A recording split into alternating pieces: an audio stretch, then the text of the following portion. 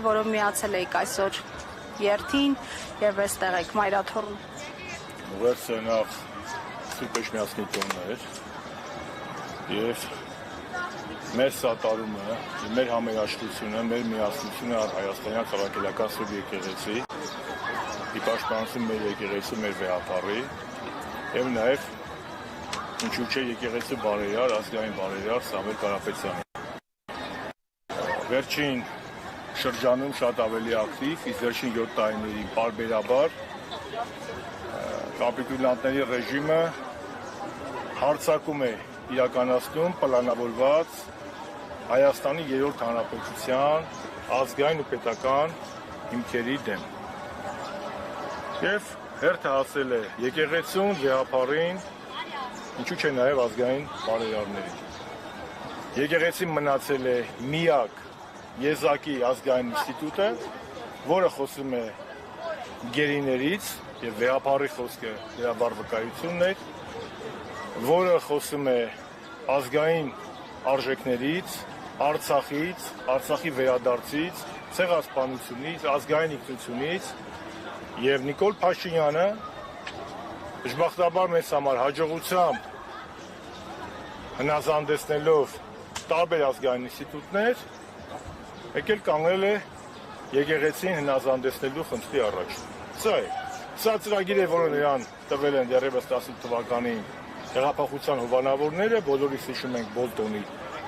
ազգային կաղապարներից հրաժարվելու առաջարկը։ Հիմա Նիկոլ Փաշինյանը ինչ անում է, շատ պարզ է ինչ է անում, ինքը փորձում է Հայաստանը դարձնել թուրքական վիլայետ։ Մենք ինչ ենք անում, կամ պետք է ազգային վերածնունդ լինի, ազգային արտնացում լինի, կամ պետք է Հայաստանը վերածվի եւ բոլորս Թուրքիայի եւ Ադրբեջանի նոքիարների։ Պարոն Շարմազանով, հենց այս համատեքստում, եթե խոսենք ստամբուլյան օրակարգերի մասին, թեև դրանք չեն բացահայտվել, այլ հերթապահ հայտարարություններով են ամփոփվել, տարածաշրջանային կայունություն, խաղաղություն եւ այլն։ Ամեն դեպքում հայ-թուրքական երկխոսությունն այսպես կոչված, ինչպես իշխանություններն են նշում, հայ-ադրբեջանական երկխոսությունները այսօր իրատեսական չեն, հաշվի առնելով տարածաշրջանում ստեղծված իրավիճակը, Իսրայել-Իրան հակամարտությունը, Ռուսաստանի պատերազմում մեջ գտնվելու հանգամանքը, այսինքն խաղացողները, որոնք տարածաշրջանում ժամանակին թելադրող, ազդեցիկ դիրք ունեին, այսօր փաստացի ներքաշված են պատերազմների մեջ, ինչ անի Հայաստանը։ Հիմա ասում է իշխանությունը, մենք այլընտրանք չունենք այս պահին։ Ասենք ինչ է, իշխանության այլընտրանքը Թուրքիային հնազանդվելն է, Թուրքիային դարձնելը, բայց ու աստա երկխոսություն, եթե դուք կամ իշխանությունները ինձ կարողանան ցույց տալ մի կետ, որտեղ կա երկխոսություն, որտեղ կա հայկական շահ, մենք երբեք երկխոսությանը դեմ չենք եղել։ Մենք այն իշխանությունն ենք, որի ղեկավարը առանց նախապայմանների առաջարկել է հայ-թուրքական արձակուրդներ ստորագրել եւ վավերացնել։ Մենք Թուրքիայի հետ առանց նախապայմանների հարաբերությունների կողմնակից ենք։ Թուրքիայի համար այն ժամանակ նախապայմանը 5 շրջաններից դուրս գալն էր, կամ Քելբաջարից դուրս գալն էր։ Հիմա Նիկոլ Փաշինյանը ամբողջ Արցախը հանձնել է, Արցախը հայաթափել է, Հայաստանը 240 քառակուսի կիլոմետր գտնվում է Ադրբեջանի օկուպացիայի տակ։ Բազմաթիվ գերիներ ունենք Բաքվի բանտում։ Նիկոլ Փաշինյանը հրաժարվում է Հայաստանի 3-րդ հանրապետությունից։ Ցեղասպանության խնդիրը ուրացման ճանապարհով է գնում։ Սահմանադրությունն է ուզում փոխի։ Հայոց պատմությունը դարձնում է Հայաստանի պատմություն։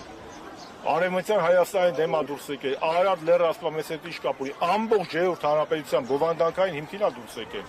Սա խնդիրը ամենևին երկխոսությունը չէ։ Ես պետական գործի չեմ եղել, ես ինքս եմ բազմաթիվ միջազգային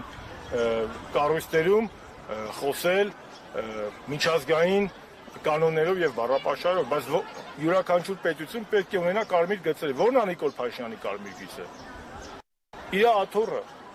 Եթե դուք իսկ կարողանաք ավելի ճիշտ իրենք ասեն, որ իրանք Հայաստանի շահը որտեղ են պաշտպանում, ասեն։ Ինչ է խոստացել Նիկոլ Փաշինյանը։ Ինքը առավոտից իրիկու վայրահաչում են վեհապարի վրա։ Ասում է ուխտը չեն կատարել, լեզ չեն արել։ Նախ դա մեր գործը չի, դա հոգևորականների խնդիրն է, եկեղեցու խնդիրն է, վեհապարն էլ աստծոյցիալ է։ Բայց ինչա դուք խոստումը կատարել ես, սահմանադրությունը դու կատարել ես, սահմանությունը խախտել ես, կառավարության ծրագիրը հերը անիծել ես, կառավարության ծրագրում գրած է Արցախի դեօկուպացիա, Շուշի եւ Հադրութի դեօկուպացիա, անջատում հանուն փրկության, կառավարություն ծրագրում գրած ա եղել, որ պետք է Նիկոլ Արցախը ճանաչի Ադրբեջանի մաս, թե որ Հայաստան պետք է 300,000 ադրբեջանցիներ վերադառնան։ Սա երկխոսություն չի, Զարա ջան։ Սա թերքացում եւ ադրբեջանացման։ Նիկոլ Փաշինյանը դեռևս տարիներ առաջ եմ ձեր եթերում ասել, Նիկոլ Փաշինյանը Հայաստանը ռուսական դաշնակցային տիրույթից հեռացնում է, տանում է Թուրքիայի տակ եւ դարձնում է Թուրքիայի ստրուկ, թուրքական աշխարհի մաս։ Իմ մոտ այնպեսի տպավորություն է, որ Նիկոլ Փաշինյանը մրցավազքի մեջ է մտել Իլհամ Ալիևի հետ, թե ով ավելի մեծ հավատարմություն ցույց կտա պաշտոնական Անկարային։ Ընդդիմության առաջարկած այլընտրանքը ո՞րն է։ Ասել անդիմությունը, երկու ճանապարհ կա, իմպիչմենտ ընտրություններ։ Եթե սպասենք մինչև ընտրությունների Հայաստանից ու Վեհարանից բան չմնա, հակառակը մնում է համարյական մեկ ճանապարհ, իմպիչմենտ, բնականաբար նաև հանրության մեծ դիմադրության։ Շնորհակալ եմ։ Ես եմ շնորհակալ։